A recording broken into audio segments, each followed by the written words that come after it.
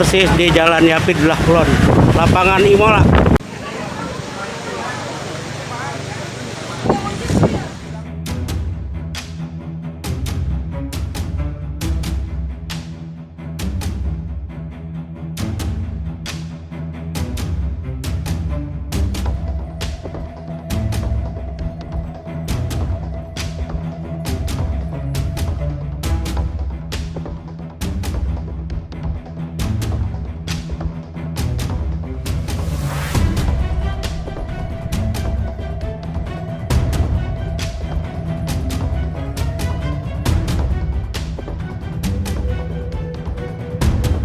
Itu secara tiba-tiba langsung rubuh Itu di tenda ada banyak ini orang. enggak, alhamdulillah sebelumnya dia rubuh jadi bertahap gitu ya, Oh gitu.